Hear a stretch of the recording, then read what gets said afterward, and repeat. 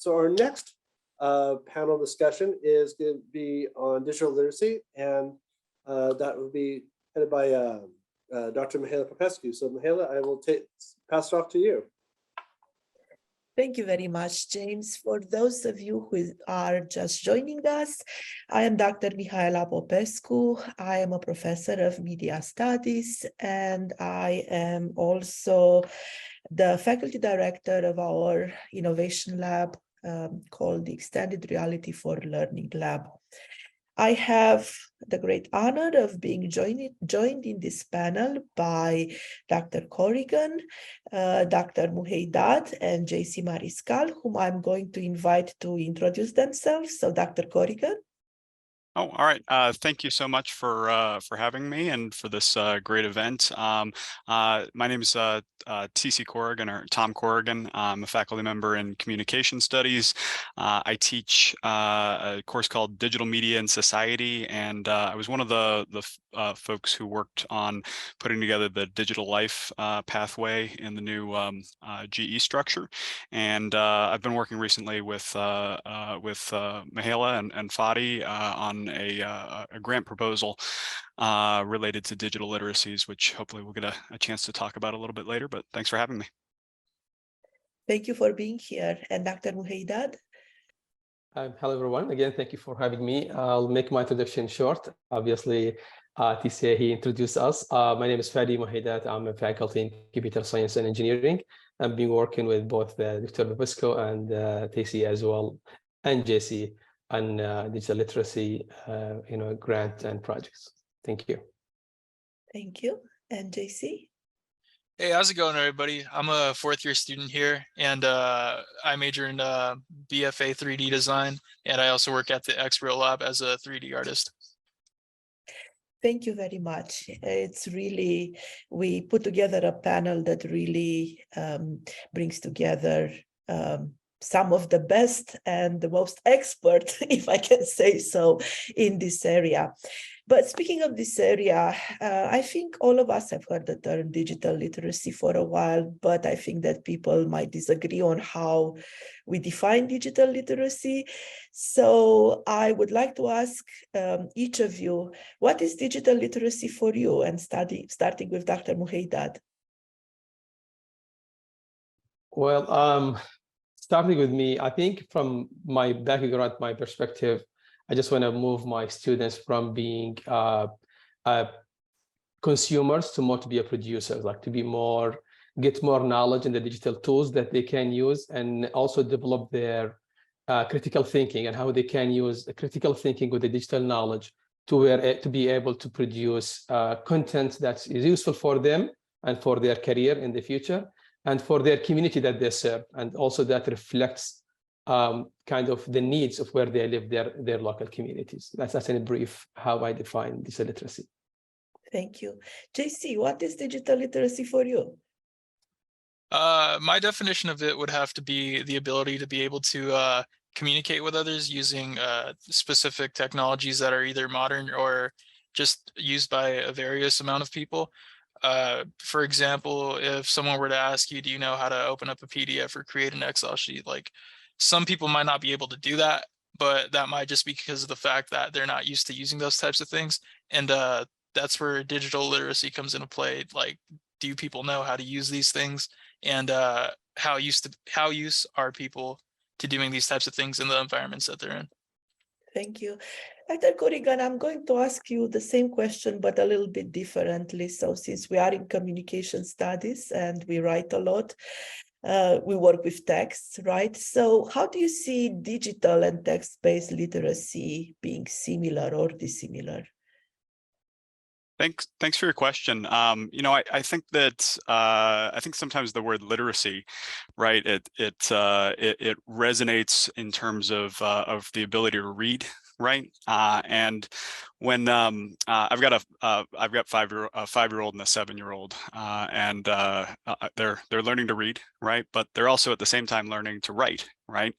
And so, when I think about text-based literacy, we need to also recognize that, this has been assumed in being a literate person as being able to also contribute, right, to the conversations.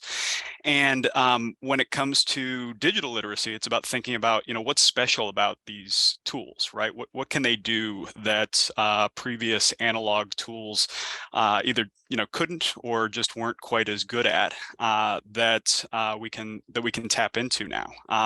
And so, when I'm thinking about digital technologies, whether it's smartphones, social media, streaming video, or any of the technologies that we're taking a look at here at this in these panels, it's about thinking about things like interactivity, right? Which it's great to read a book and you can take a lot from that, right? But it's hard to have a conversation with the author, right, in the pages of the book.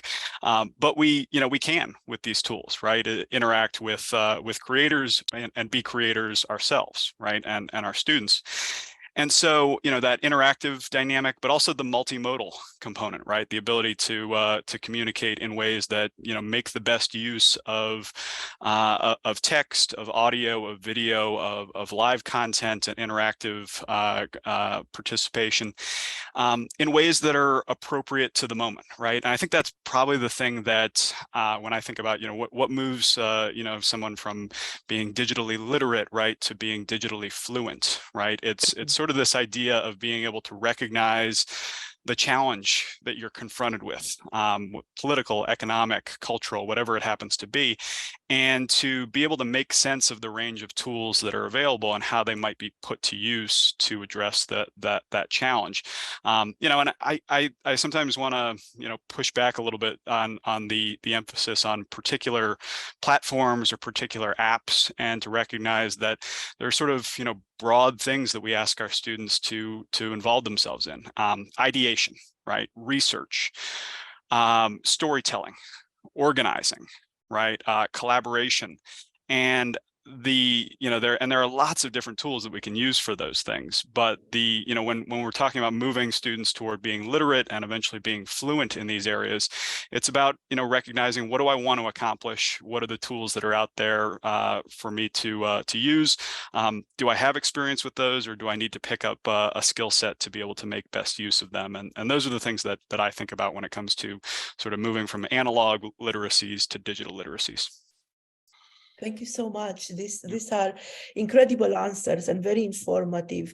So talking about trying to encourage students to produce meaning in different ways, right, which is literacy, produce meaning that's appropriate for the time, appropriate for the context.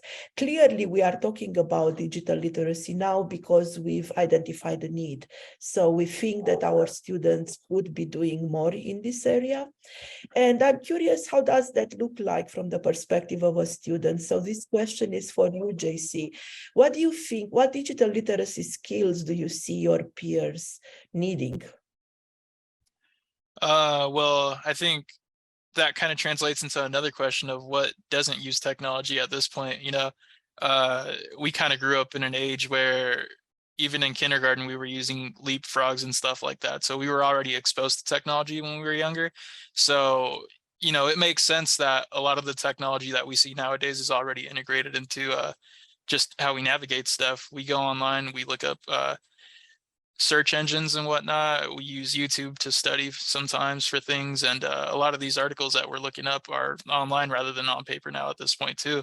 So yeah, I think that it's a big part of how we learn now. Thank you. And from the perspective of the instructors, I mean, you've made an interesting point, JC, that if you grow with technology or a particular type of technology, probably it's easier to use it than if you didn't do that. But for many of us instructors, I remember that the first time I used the internet was in my late 20s, right? So I assume that there are certain skills that the instructors themselves might need. And Dr. Muhaydad, I am curious, how do you see this need translated at the level of the instructor? I mean, myself, I grew up in the first time I used a computer when I was in the undergrad. So I can see that even the instructor who taught me, they're barely just, they have these old computers, Pentium 1 at that time, possibly. That was kind of the supercomputer at the time when I was in college. From instructor perspective, I mean, if I need to put the context of where IT is right now and the pandemic, and the need that now we need to be using technology and digital tools, and everybody like moving that towards the online shift, and all data is available, as Jesse also mentioned. I believe like what tools us faculty or instructors need to have to do that is introduce, first of all, educate ourselves of the available tools, like get the knowledge, what is available and how we can use it without overusing it in our classes.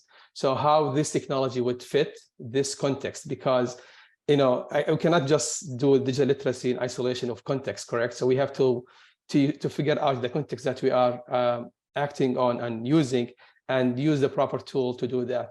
So a proper training to equip ourselves, because if you educate ourselves and convince ourselves the importance of digital literacy as an instructor or as a faculty, it will be easier for me to integrate it in my curriculum, in my courses, and then I will be able to create what we used to call it, and we are calling like digital ambassadors, right? So that's exactly where eventually we want our students to be, and even our peers, ourselves and our peers, to start having that culture. So learning those new digital tools and introduce them in our curriculum, I believe that's kind of the best thing that we can do from instructor point of view. Thank you so much, Dr. Muhaydad. You said something that really captured my attention, that first of all, we need to convince ourselves that we actually need to teach our students digital literacy. And I think that that's something worth talking about, right? Because these days, a lot of time is spent online. And I think it's incumbent upon us as instructors to recognize that and see how we can turn students into better citizens by being able to communicate better online and make meaning online. And somehow, I mean, to me, one of the most dangerous assumptions that we can make is that the students already know how to do that. And Dr. Corrigan, your research shows, for example, that San Bernardino has one of the lowest access to broadband in all California. So this assumption that our students already know how to do everything, it's probably very troubling, and we need to be unpacked. So I'm curious, Dr. Corrigan, and anybody else who wants to contribute to the discussion, how do we start unpacking, this dangerous assumption that our students already know how to use these tools?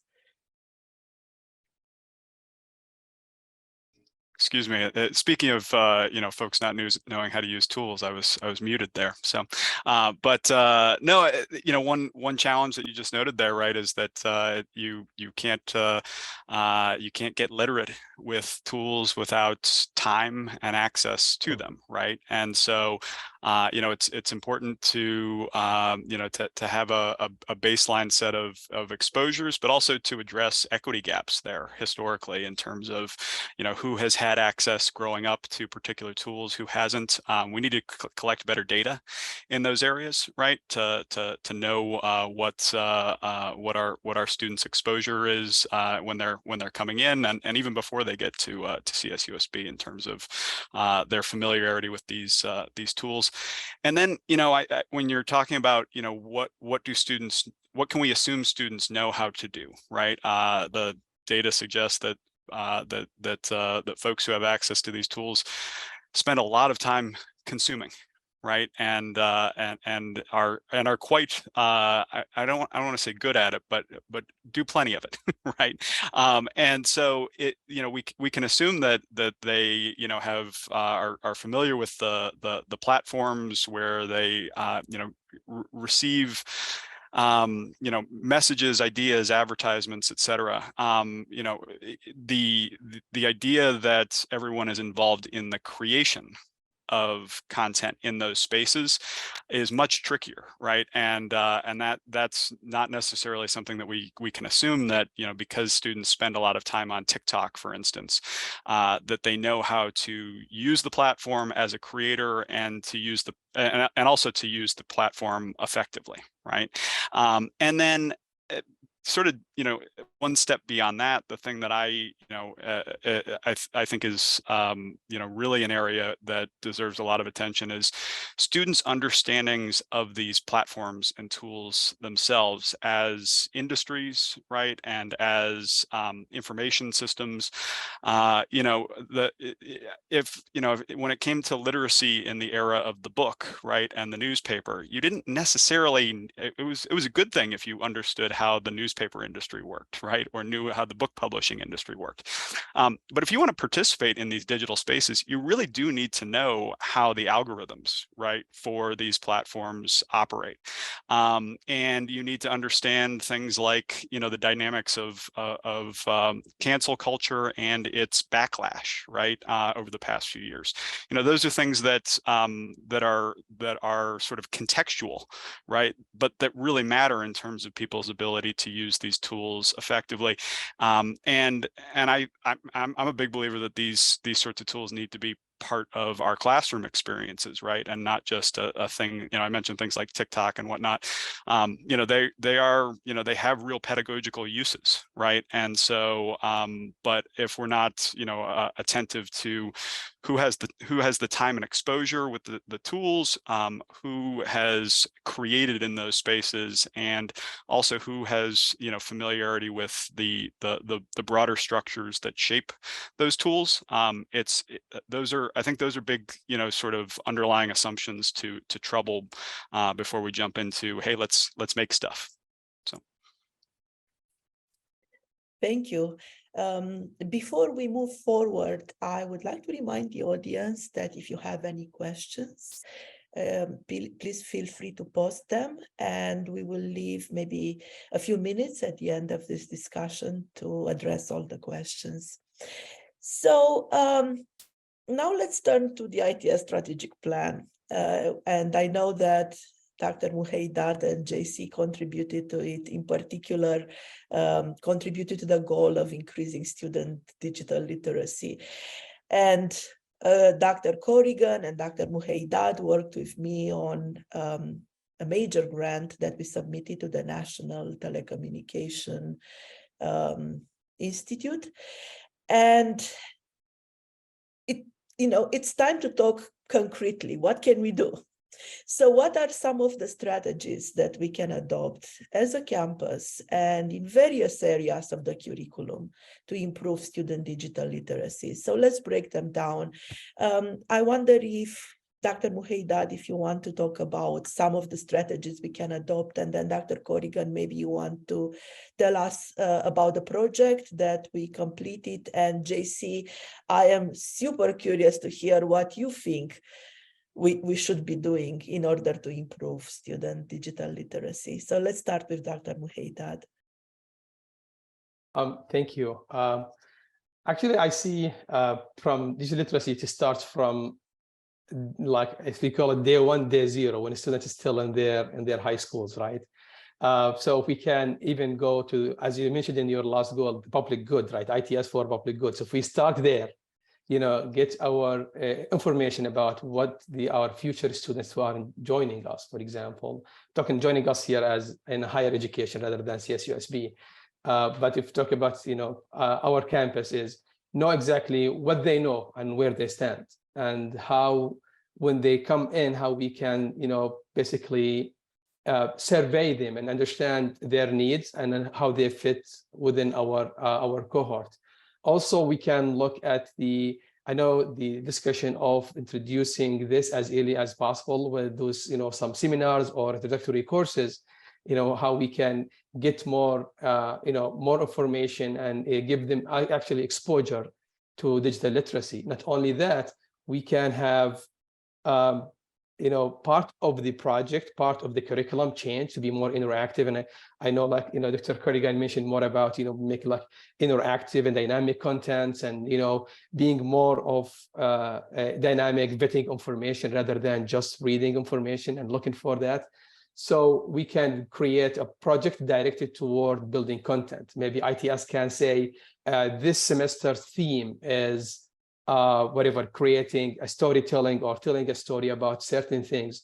So the students in those seminar courses can start, thinking, be innovative rather than just simply reading a paper and doing the work. They start thinking, how can I get to that goal? So they can bring their creativity. They have tools. We can educate them down the road with necessary, or maybe puts those groups. And that's why the pre-class surveys and post-class surveys can help us figure out and forming those groups of students. They can take that challenge. And if we keep doing those themes every semester or every year, depending on the offering of those courses, we end up building really a rich content and a lot of expertise. Another way I can see it from technology point of view, think what we have. Again, I'm talking about ITS. What we have, is it up to date? Should I refurbish some of those technologies? Should I look at the courses being offered, what I'm teaching? For example, I'm computer science. If I am teaching in my course, I'm still teaching, for example, Pascal, which is an older programming language. Somebody has to stop me from doing that and saying, hey, the industry has Python, has, for example, C++. We are talking about web development, augmented reality, extended reality. We need to start changing our curriculum with the technology that is really needed, help students and us, as the whole faculty of the community, to create content and actually also help us with our future career. So this is some of the ideas I would see, or strategies I would see. It's funny you mentioned Turbo Pascal. This is actually the software I learned when I started software engineering back in the days, right, in 1990s. So it's very funny. Same question, Dr. Corrigan. What can ITS do? Well, thank you. We've been involved, the three of us, as well as Dr. Algan and Sam Sudhakar, on this grant proposal, which was mentioned a little bit earlier. That I think is it's very exciting to me, and I hope it's a model that gets funded, and that we get to launch and take advantage of. But B, I think it has some ideas, some components in it that could be useful in other contexts. So the grant proposal, which was mentioned a little bit earlier, is a $3 million federal grant proposal through the National Telecommunications and Information Administration, and it's their Connecting Minority Communities pilot program. And what the grant proposes to do is there's a couple moving parts, but one is to expand access to things like the connected laptops that that ITS is involved in rolling out that's actually at the system-wide level, but ITS is involved in making available to students, but also making available hotspots for students so that they have access to broadband at home, recognizing that there is a real shortfall in access to broadband, especially in poor and minority communities in the San Bernardino and surrounding areas. And so, one component of this grant proposal is expanding access to those tools and technologies, but then also thinking about, well, what can students do in their communities to expand digital literacy with those tools and technologies. And so one component is launching these courses at the sorry, I'm blanking on the course code. Dr. Popescu, can you help me out with that? Yeah. It's the University Studies Right. 1000, I believe Yes, it's called. thank you. So, and that would be a course where, you know, students get those digital literacy competencies, experiences, right? Learning how to navigate the web and their course shells effectively, but also learning broader skills of digital literacy, those sorts of information assessment, effective communication, sharing skills that are valuable, not just in the classroom, but beyond it. And the grant proposes to connect those students through internships to a handful of nonprofit legal aid organizations in the Inland Empire to work with those organizations and their clients on increasing digital literacies in the context of securing legal aid services, but also being able to accomplish the various activities that we all need to accomplish using digital technologies today. So we're thinking about access to job boards and information about how to secure stable work, right? We're thinking about access to services like services to people with disabilities, welfare-related services, right? We're thinking about access to communities and cultural events, right? That are that can pose challenges as more and more of life moves into a digital first context, but that not necessarily all folks have the backgrounds, experiences, and access to technologies to make that possible, right?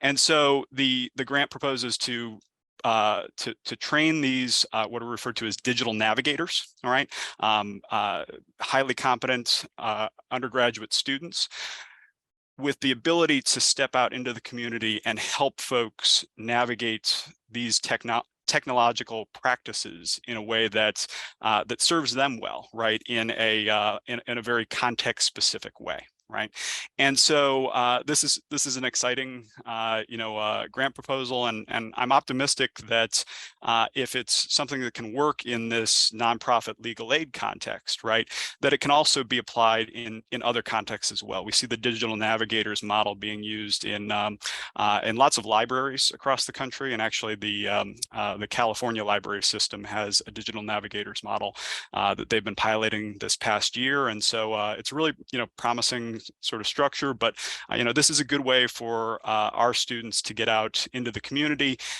and to and I don't mean into the community, into their own communities, right? And to work with folks that may not have the access to the technologies or familiarity with their use to be able to navigate those sometimes tricky processes effectively. So that's a big picture overview, but if we want to drill in on any components, we can maybe do that in Q&A. Thank you, and fingers crossed that we get it. Mm-hmm. It's been a long review process, but we are still in the running. So I wanted to ask you the same question, JC, but there is a very interesting question in the chat that I think we could maybe refer to. So Dr. Machette is asking how for us to discuss more the differences between knowing how the technologies work, so the know-how, and having a cultural understanding of the world and the self that is more in tune with the ways in which technologies allow us to produce knowledge and express ourselves. So it's a long question, so I think we need to break it down a little bit.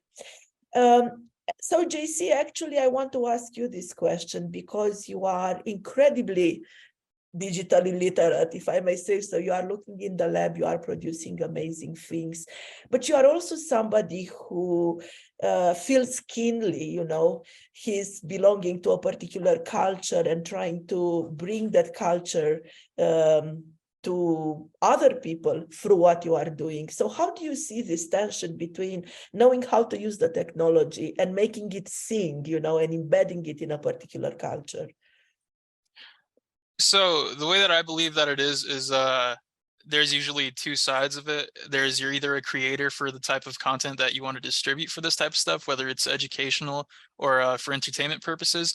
And then there's also the side where you experience these types of technologies and see this. But the thing is, a lot of people aren't so used to simply experiencing these types of things, or they just don't know about them. One example that I like to use a lot, and I know that you know this, is XR, for example. A lot of people might not even know the fact that you can put on a headset or some AR glasses or something like that and experience mediums that you never thought were possible. Say you're reading Shakespeare off of a page when they don't know that they can actually put on a headset and then be present in the time where a play was going on and experience that from a whole new perspective. I just kind of see these as new ways of being able to get information and just educate yourself in a way that's a little bit more immersive than like having to just sit down and reading a book. And I think just part of that goes into like informing people who aren't used to using these technologies that there's other ways of learning, and you know, they could be missing out on it. And I think it's the duty of creators to make it as possible and accessible to people that don't know about these types of technologies, to guide them through the process and just kind of show them that there is other ways of learning. So it kind of goes back to that whole of you know, helping the community out and your community and stuff like that. Essentially just onboarding them onto new ways of experiencing different forms of media. Which brings us to a very important practical question. So we all agree here that students have other means at their disposal to produce meaning, and we should be educating them to produce meaning differently and more responsibly, perhaps. And we all agree that instructors need to meet this need in some way. And then the question is, how can we do that? So take the situation of an instructor who's teaching 4-4, right? And who is, running to be able to cover everything and trying to reuse content just to save a little bit of time here and there. How can we help an instructor who is so busy learn these new technologies and start dreaming about different ways of teaching students? And this is a question for both Dr. Corrigan and Dr. Muhaydad. Do you see some concrete ways in which the university can help instructors sort of reimagine how they teach for the 21st century? TC, you can go first. Sure. So, well, I think, to me, and I'm just, thinking through this question in the chat, which I think is related here. To me, the question is sort of starting with what are we trying to accomplish, right, in the class in the first place, and not starting with the technology and then finding a use for it, right? And so, to the question of connecting the information gaps for instructors with what they're trying to do in the classroom and the realities of communities. To me, the question is, how well do we know the communities that we're talking about, right? And the challenges, hopes, dreams, et cetera, that those students and communities want to address and realize, right? And I think it's something that I want to do a better job at myself, but I also think it's important for all of us to work at, and starting with those questions as sort of the baseline, right? And then asking ourselves, what technologies are best suited for doing those things. And I think it's worth thinking through things that way, because sometimes I think we start with, what's the app, right? Or what's the tool, and then we, try to find a use for it. But if we start with the problems or the needs, right, and then work toward, well, what tools are out here to try to navigate these things and solve them. And that can be a trajectory that I think is more useful, but it's also much more open-ended, right? How do the question of like building a syllabus, right, with this sort of open-ended component, I think is scary, right? And so especially if you're an instructor that doesn't have a lot of familiarity with the range of tools that you might tap into.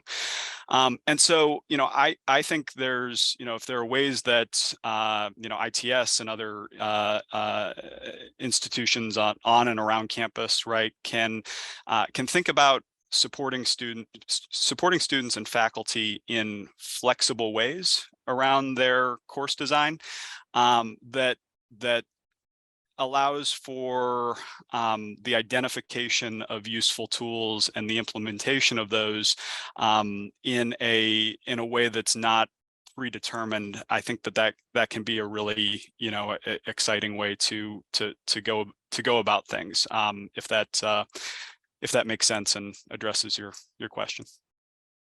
Oh, absolutely. And Dr. Muhaydad? I think this is a kind of touch base on the same ideas of, the way I see or ITS in a larger scale is they have what we call a technology matrix, a dynamic technology matrix, and saying, for example, I don't want to be overwhelmed. I'm an instructor. I'm not like that much. I want to really, again, reuse some contents. I'm overwhelmed. I don't have enough time, whatever it is. But when I meet with a consultant from the ITS, they will say, okay, wait a second. This is a non-technology.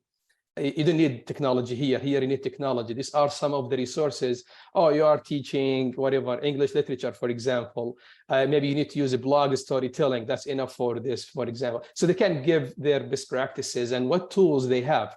You might have an OER references. You might go to the libraries. We have specific resources available online through the Coyote ID of the students. So having those resources available as pick and choose and what best fit certain scenarios. And we keep what we call it in our computer language, we keep classifications and learning. So we keep learning best practices and feedback to eventually we will build a really nice setup or nice matrix that based on experience and feedback over 3 years of offering those courses, we got this is the best practice that you can use. So as a new faculty who came in, get booted up, boot camped with the material, they say, hey, you can go directly here, and it was proven because Dr. Popescu taught this course for maybe 3-4 times. This is her feedback. This is how she did it, and it worked very well. And these are the tools she used. So that's how I see it. Another point I would really love to mention here is I would really love to have this digital literacy be the DNA of our institution. If it becomes us, everybody when it comes to the institution, it's not like a transient idea came in because of strategic planning. No, it has to have some structure and assets, something fixed that everybody can see on campus. This is digital literacy, right? So that it stays in our DNA forever. And then it becomes a motivation for everybody and develop curiosity, what is this, what we can do, and how that impacted my curriculum and my courses. Thank you. And Dr. Corrigan, you have something to add? Yeah, I just wanted to follow up on this idea. I think that unstructured playtime is really important. And I mean that for both students and for faculty, right? I think there is a tendency to want to tie a lot of activities on campus to proposals and outcomes, and I get why that's important, right? It is important. But at the same time, I also think it's really important to have spaces where there's not I don't come in with a plan about what I'm going to create, right? But I've got a chance to play around with tools and technologies, and my students have a chance to do the same in a way that where outcomes happen, right? Even if it's not necessarily a an idea that I walk in with before you don't always know how these technologies are going to be used until you have a chance to get your hands dirty with them, and then the ideas start to flow, right? And so I think if we can get more opportunities for sort of unstructured playtime, right, that is that won't be playtime that is for naught. So. Oh, I absolutely love these answers, because those of you who were here in the morning when we discussed the Innovate thrust of the ITS strategic plan, part of that is to have a tinkerer mentality, which is what you were talking about. So the idea of, all right, we don't know if there is an app for that, but we need to dream a little bit. How would we like to teach our students? I think this is where an instructional designer can do a lot of good, because I think there is this assumption that you need to go to ITS if you already know what technology you want to use, or you've already decided which way you want to go. And I think I would like to encourage the campus to think a little bit differently, that perhaps ITS could create these maker spaces or these brainstorming spaces where we can come together and actually dream a little bit. How do we want our students to learn, and how we can bring that about?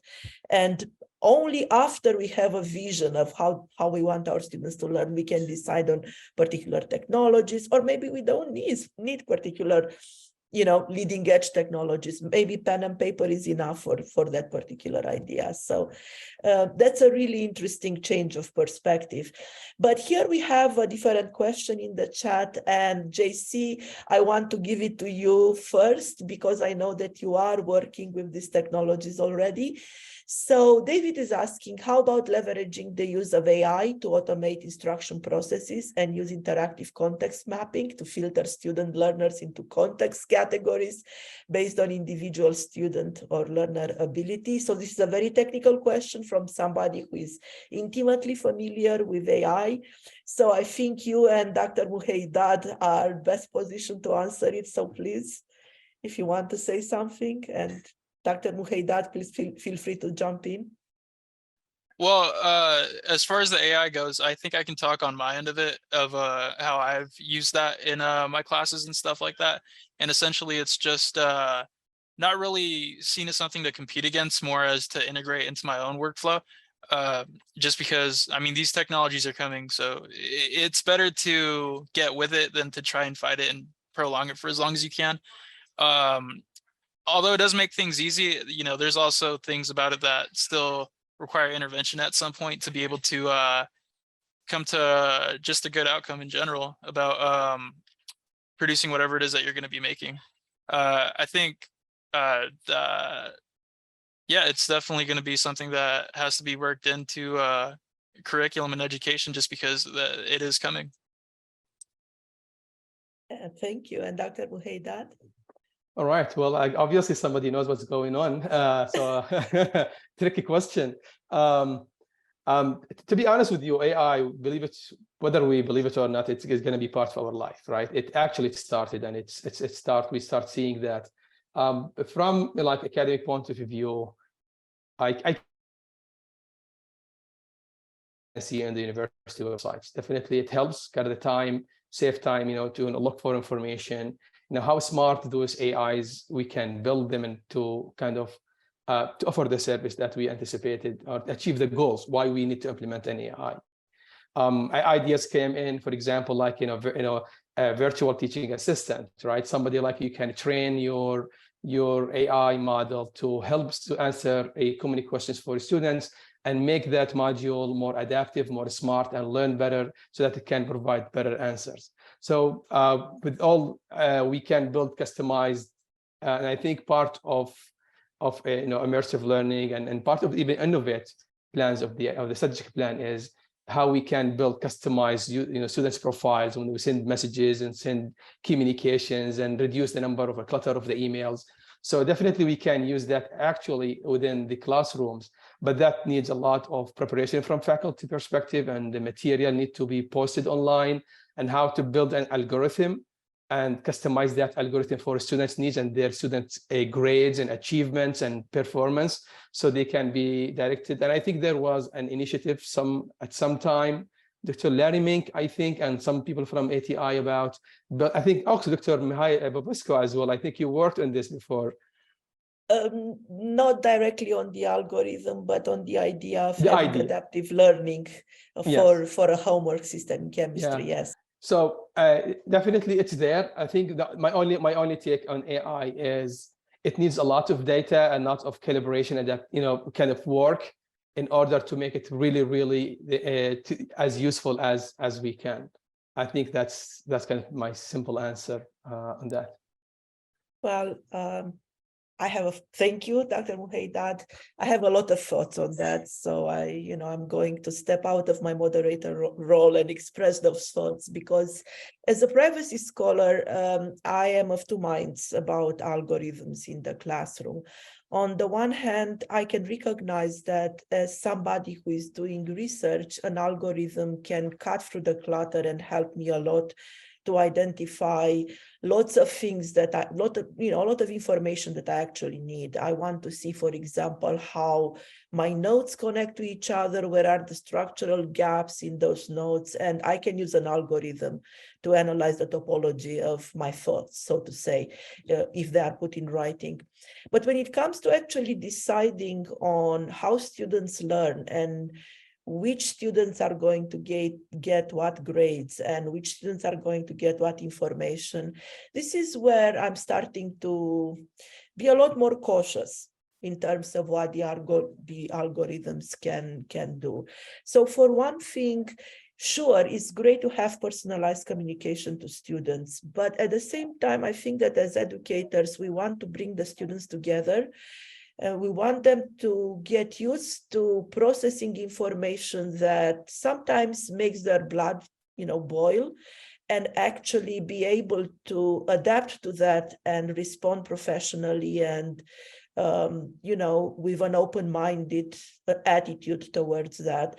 And they can't do that if they are trapped in what some scholars called filter bubbles, right? So bubbles of information that actually fulfills whatever preconceived ideas the students already have. So we want to break those bubbles. We want students to struggle with information. We want students to adapt to the struggle and become better communicators as a result. As well, when it comes to algorithms deciding instead of an instructor what grade a student can get, I think we saw a recent scandal in UK where the algorithms actually did decide instead of the instructors what the grade of the students should be on exams, and they did that in a predictive manner.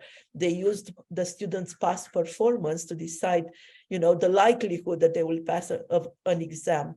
As an instructor, I have an ethical problem with that. I like to believe that students can always do better, that sometimes a bad grade is just the result of circumstance, is not the result of a trend.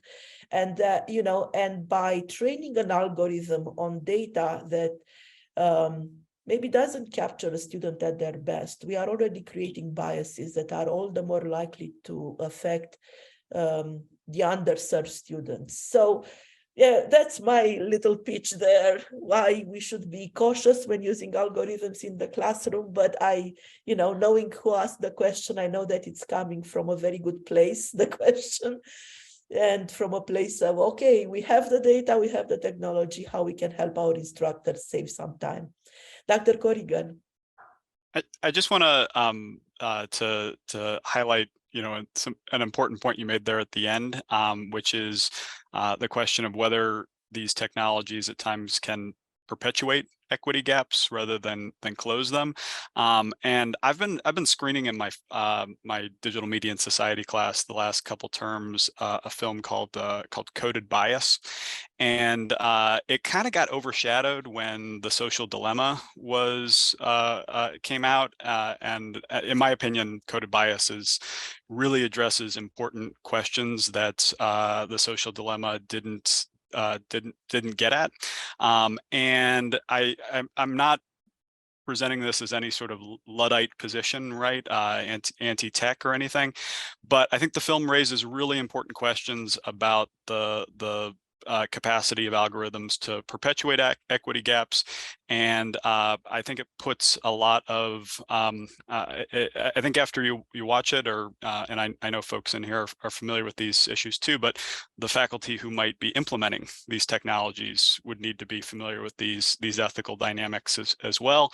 And I think it asks us as educators, whether we're being critical enough about introducing these technologies and systems in our classes in ways that we've seen in outside of the educational context, causing real social harm in communities. And so I'm going to link here in the chat to that film. If you haven't seen it before, definitely check it out. Thank you. I am so glad, Dr. Corrigan, that you mentioned coded bias. We haven't talked about this, but I think exactly as you do, that coded bias was unfairly shadowed by Social Dilemma. It's a really, really interesting documentary that speaks to the experience of a student first. How does it feel to be at the other end of algorithmic action? We are approaching the end of the panel, so before I open it up to more questions from the audience, I have one more question to address to each of you. So, all right, let's say that we've implemented a beautiful plan of increasing digital literacy among our campus students and the community. Of course, the question is always, how do we know we succeeded? So I am curious to pick your brains. What ways do we have to assess whether the plan is working? And I want to start with Dr. Muhaydad, and then JC, and then we'll end with Dr. Corrigan. Okay. Well, I will assume, obviously, there's going to be an assessment plan for that, but I will go away from the assessment plan. The way I see it successful, when I see a lot of shutouts for existing efforts, when I see students' products, when I see, every semester I see, there is a poster, there is a webinar, there is an event. This is what a student has accomplished. And when I start seeing those products developed, when I see maybe a quarterly updates from the strategic plan, people who are kind of following up, seeing those hiccups, what went well, what went wrong in this time, and seeing that transparency of the data being shared, I think that's a good feeling and sense that we are progressing. And a very brief answer to the respected time. Oh, it's an excellent answer. As you saw, I was taking notes. Thank you so much. Sure. JC? The way I believe that I see it is the increased reliance on technology and applications to be able to do some things, which a lot of people might seem to be a negative thing. But if it's for the fact of convenience, why would you not kind of do this type of thing? And also just the fact that kind of observing other students who start approaching projects that they have to do in certain ways of, well, can I do this and that because I'm used to doing this now? You see that they built their own literacy for digital media and stuff like that, and they now have their own ideas of how to do things because of the experimentation that they've been doing with these different types of programs and software, and so they're able to formulate their own ways of thinking critically about approaching different projects. Thank you. And Dr. Corrigan? Thanks. I think piggybacking on what both JC and Fadi said, I think there's going to be, obviously, when it comes to assessment, there's going to be, surveys that ask students, presumably, what technologies or techniques were you exposed to in the classroom and in extracurricular context. When it comes to many of the things we've been talking about, though, we've been talking about how these tools can be used to solve problems in students and community life. And in those cases, I think there's real value in case studies that take a look at how individual students have taken what they've learned in the classroom and applied it in their lives and the lives of folks in their communities. And I think those stories are really valuable in figuring out how what we're doing here at CSUSB translates outside. So. Thank you.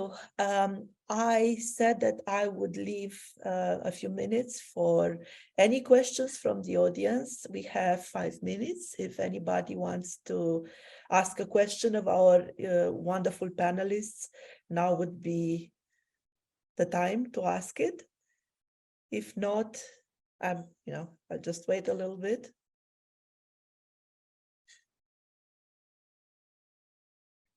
I think we... Okay, Dr. Muhaydad.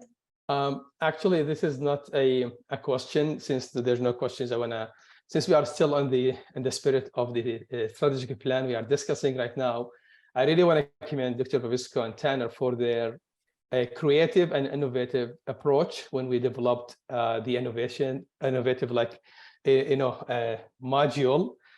The way we used design thinking, transparency, shared workspace, and everybody was involved, everybody was respected, listened to. We learned a lot from each other, I believe. Jesse's contribution was amazing. Being a student showed us, or me at least, how much we still don't understand our students much when we do still have some assumptions. So that process learned me a lot. And I think when you start talking about digital literacy, we should not ignore design thinking. We need to bring that as a module into digital literacy, because the students, if they start learning design thinking from the beginning, I believe they will have so innovative and creative products down the road. Thank you so much for the opportunity and for that involvement and the change in the way we handle things nowadays. And hopefully I'm taking some of that into my classroom. So thank you so much. Thank you, Dr. Muhaydad. I have to say, I mean, obviously, it was great to apply that process and to sort of make it up as we went along, but it would have never worked if it weren't for the people who participated in it. So I would like to thank Dr. Muhaydad, and you, JC, for being incredible contributors and for teaching others how to stop being shy and how to express ideas that sometimes we are not expressing because we believe in advance that there are constraints on those ideas. So teaching us how to remove constraints in our thinking really was, for me, the biggest gain of that process, and I learned it from you. So thank you so much. With that, I would like to thank our panelists again. It was a really interesting discussion. I learned a lot. I took a lot of notes, which I'm going to take back to ITS. And thank you again for brainstorming with me. And with that, I'm going to turn it over to James. Thank you very much. Thank you to the panel. It was a great discussion. It's good to see all of you, and I greatly appreciate your participation in this. So, and helping put the strategic plan together. But this is amazing of what we can do with as we're moving forward with this technology and these different concepts.